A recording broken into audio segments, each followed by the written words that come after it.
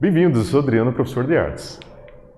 Pessoal, hoje nós vamos dar continuidade a um assunto chamado Dadaísmo, parte número 2.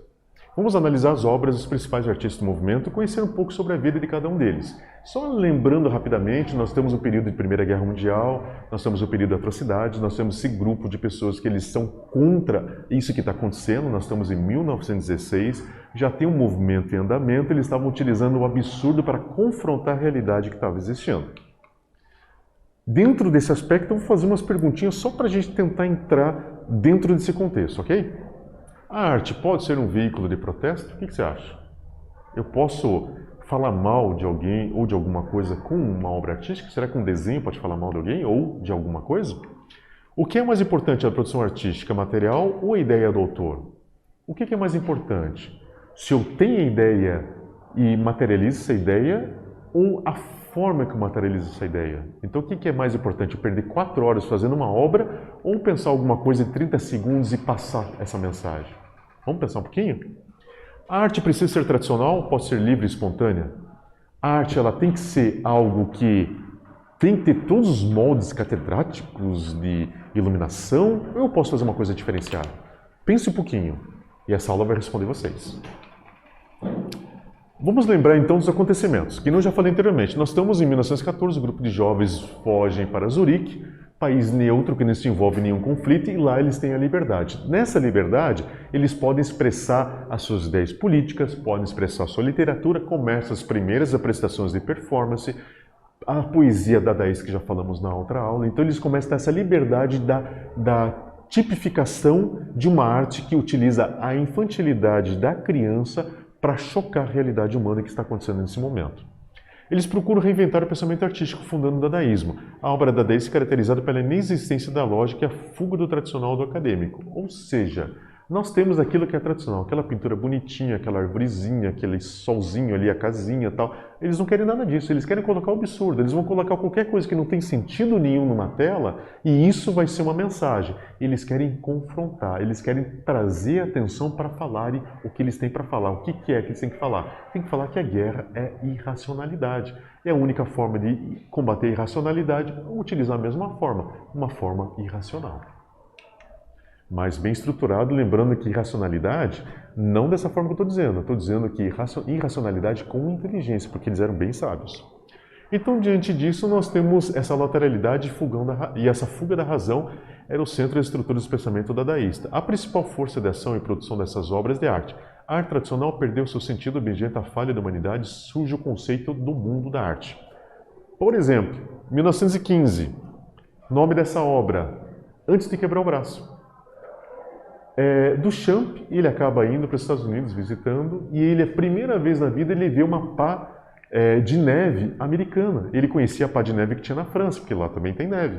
E chegou, viu essa pá de neve, ficou abismado. E ele pensa o seguinte, ironicamente brincando, é melhor usar isso e tirar a neve do que eu passar por aqui e me escorregar e quebrar meu braço. Por isso o nome da obra, Antes de Quebrar o Braço. Então quer dizer, a pá é a obra de arte? Não. Foi ele que construiu a pá? Não. A indústria americana construiu a pá. Mas a ideia é dele, antes de quebrar o braço. Então a arte agora é o conceito, a grande virada do século XX.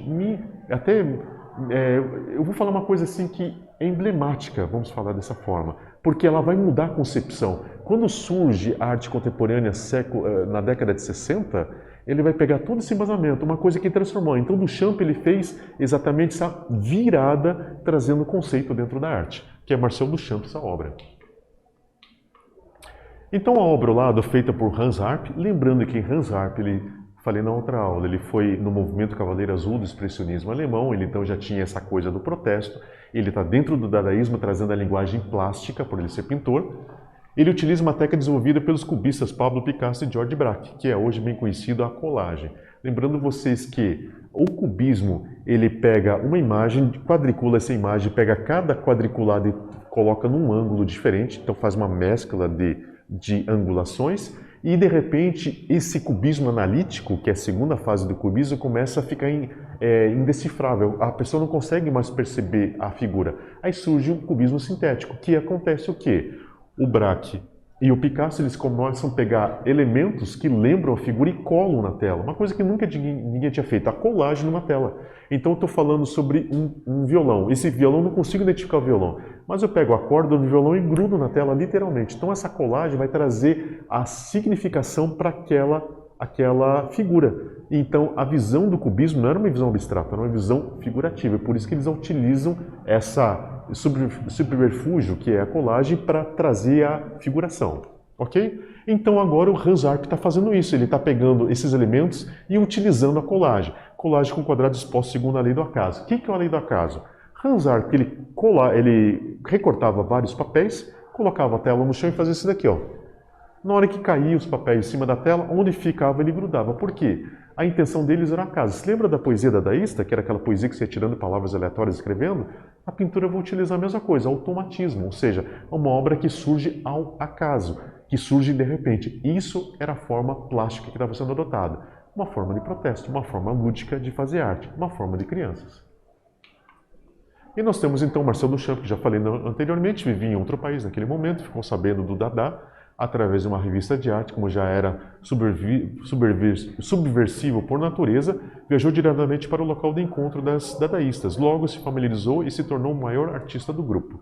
Digamos que Duchamp foi conhecido como o pai do dadaísta, de certa forma. Ele estava na França, ele não serviu à guerra, ele participou de uma exposição, foi chamado de futurista, ele não gostou que futurismo era uma linguagem que era uma linguagem negativa, porque eles eram apoiadores da Primeira Guerra Mundial, e essa pintura que ele fez é nu descendo a escada, e ele não gostou e ele viajou para os Estados Unidos. Nos Estados Unidos ele começou a fazer sua pintura bem emblemática, uma pintura já desde 1913 já fazia uma pintura da acaso. Engraçado, longe do dadaísmo já fazia uma coisa parecida.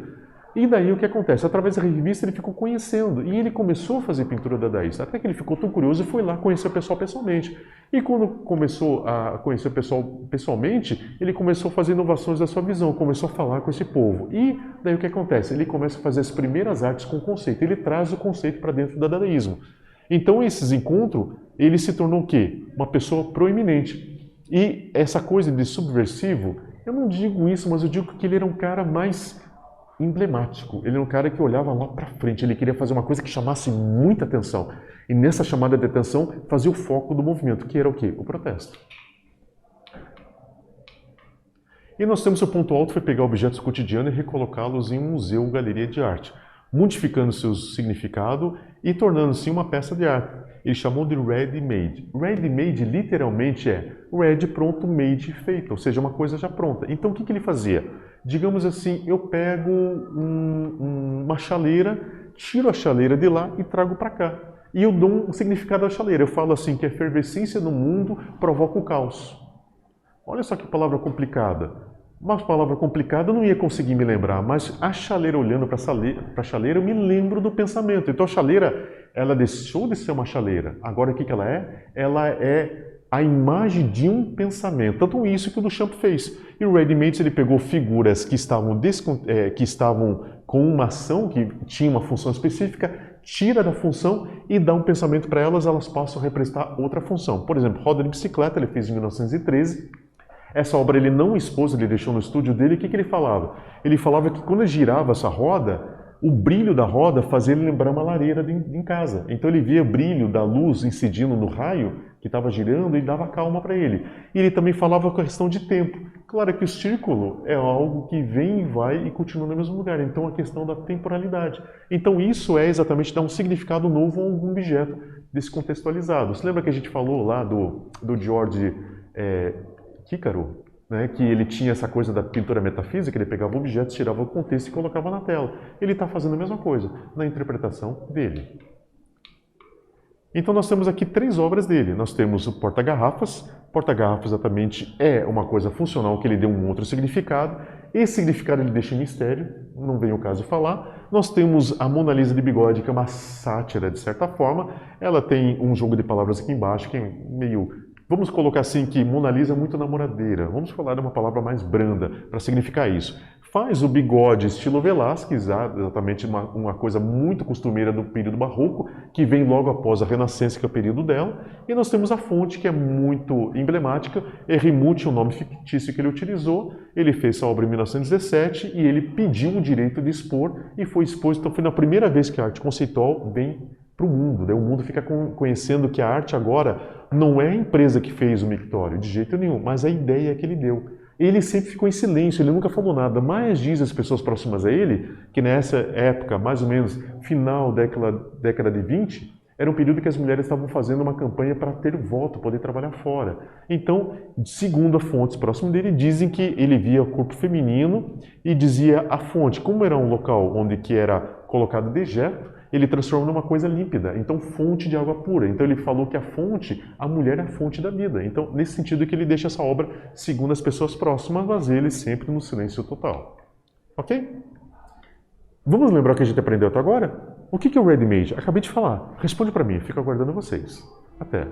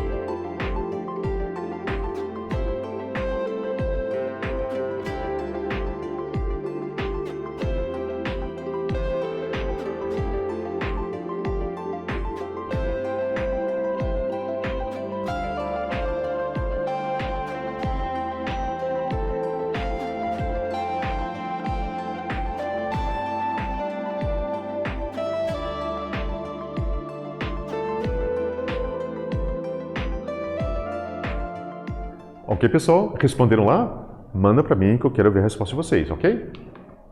Vamos seguir em frente. Você lembra que a gente falou sobre a questão do dadaísmo, sobre a questão das pessoas de fora que vêm e começam a conhecer o movimento? Nós temos essa grande figura que é o Man Ray. Man Ray, fotógrafo, grande habilidade, ele é americano e ele vai lá no meio das dadaístas e ele começa a fotografar todo o movimento. Ele começa a trazer o dia a dia deles, tantas fotografias históricas que nós temos, é o Man Ray que faz, e ele começa a fazer isso e ele começa a produzir também, ele começa a fazer sua linguagem pela fotografia. Além que ele é artista plástico também, tem algumas coisas produzidas, mas a fotografia, digamos que é a matriz dele, é o que ele mais tem afinidade. Então, ao visitar Paris nos anos 20, ele conheceu os dadaístas e os surrealistas. Lembrando você que Man Ray, ele começou dadaísta, o dadaísmo ele deu uma virada quando termina a guerra, ele continua mais um pouquinho, só que naturalmente ele vai ter uma evolução. A evolução dadaísta vai se tornar surrealismo em 24. Então nós temos quase que uma metamorfose, então muitos dadaístas acabam se tornando surrealistas, que é o caso dele aqui.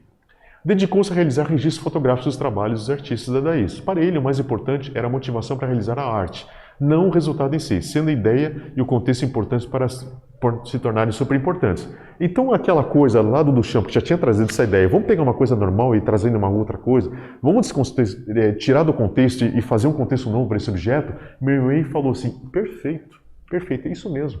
Tanto é que ele fazia muito isso, ele pegava a fotografia, tirava do contexto uma coisa totalmente fora e juntava uma outra coisa e dava um novo significado. Então isso para ele caiu como uma luva dentro do trabalho dele e começou a seguir esse tipo de andamento.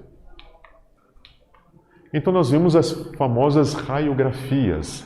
As raiografias consistiam em fotografias experimentais em que o artista colocava objetos ou o próprio corpo sobre a superfície do papel sensível à luz.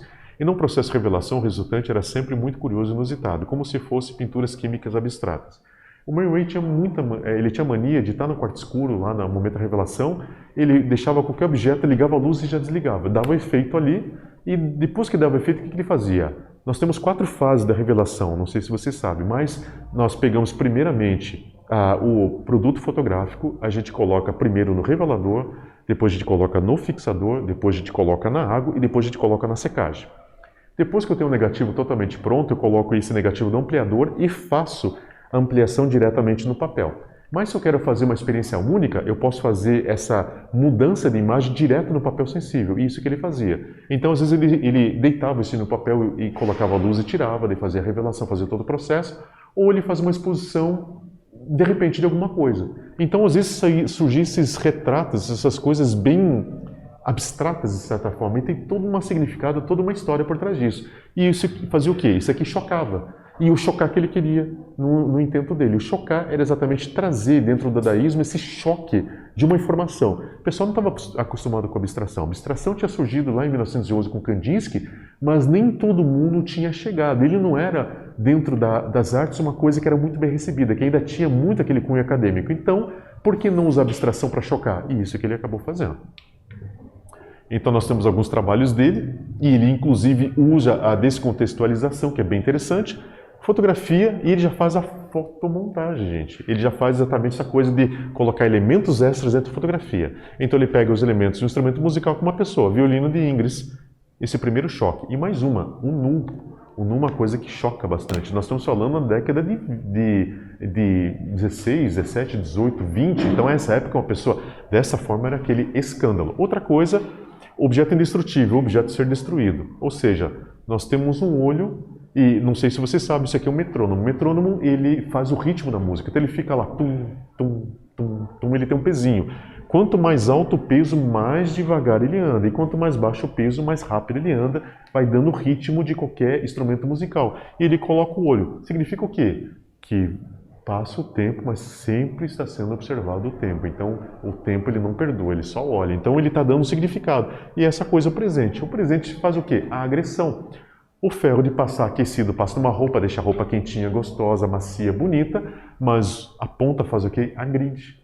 É exatamente o que a guerra estava fazendo, a agressão. Vinha com o tema de cordialidade, mas na verdade só tinha ganância porque um usava o outro para ter o quê? Valores. Ok? E vamos fazer o exercício pensando em tudo isso que a gente falou até agora? Quais movimentos o artista americano Man Ray participou? Acabei de falar. Escreve para mim, eu estou aguardando vocês. Até!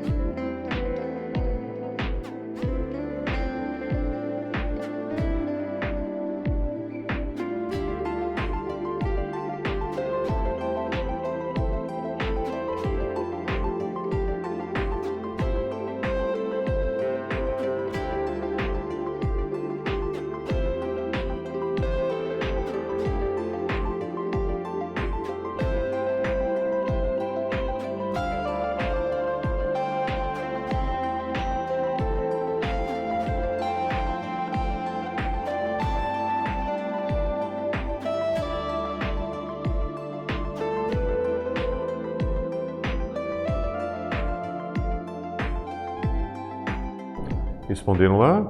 Gente, eu vou dar uma dica para vocês. Esse movimento ele deu uma desdobrada, entendeu? Não vou falar mais nada, ok? Espero a resposta de vocês. Vamos lá? O que nós vimos na aula de hoje, pessoal? Nós vimos o movimento dadaísta formado por um grupo de jovens que protestavam contra a Primeira Guerra, mudaram o mundo com suas arriscadas e ousadas manifestações artísticas. Tal ação mudou toda a concepção da arte das gerações posteriores. Então nós temos, quando eu falo jovem, pessoal, eu estou falando pessoal jovem. Eu estou falando de 19 anos, 20 anos, 22 anos, 23 anos, corajosos, saindo de seus países. Hugo Boll era alemão. Ele estava saindo de um país dele que estava participando de uma guerra. Então ele se arriscou demais, ele veio. E nós temos vários artistas lá de impressionistas que participaram da guerra e não voltaram, que morreram na guerra. Então nós tivemos um cataclisma mundial que mudou tudo. E existe o mundo antes da Primeira Guerra e o mundo depois da Segunda Guerra. Imagine o seguinte, você vai ver aquele quadro, aquela paisagem linda, maravilhosa, está lá no museu. Aí quando você volta anos depois, o museu não existe mais, o quadro está lá, um pedaço do quadro. Só que aquela paisagem pintada não existe mais, aquela paisagem agora foi destruída por bombas. Tem muitas obras de arte que nunca mais vieram à tona, obras antiguíssimas se perderam no tempo por causa da guerra. Então ela fez uma atrocidade muito grande. E esses jovens, eles falaram assim, a gente não pode ficar quieto diante da guerra e ser conivente com isso. Então o que a gente vai fazer? Nós vamos usar o mecanismo da arte, que é um mecanismo formal, e vamos protestar na guerra usando a arma deles, a arte. Só que a gente vai fazer uma anti-arte, uma arte totalmente contra essa arte atual. Então por isso eles fizeram esse protesto aberto. Primeira vez que um movimento aberto contra um protesto sobre um evento, guerra. Eles não queriam a guerra e eles faziam um movimento muito inteligente. Então, maior número de mentes, um movimento mais intelectual e que fez uma coisa absurda na sua formatação plástica, sonora e corporal, por que não? Mas uma forma muito inteligente. E dessa forma, essas manifestações artísticas elas foram ousadas, ou seja, elas abriram a arte do conceito. Mais tarde, em 61, que foi dado o nome de arte conceitual e vai ser a base da década de 60. Nós vamos ter aquele movimento Fluxus. O movimento Fluxus vai olhar lá para trás, vai ver os dadaístas, vai ver todo esse trabalho, vai trazer para o contexto da década de 60 e vai surgir esse grande movimento que vai trazer o happening, vai trazer a performance, vai trazer a instalação para o mundo atual que nós temos até hoje. Ok, pessoal? Espero que essa aula tenha sido bastante proveitosa, tenhamos aprendido bastante e nos encontramos na próxima aula. Até, pessoal. Tchau, tchau.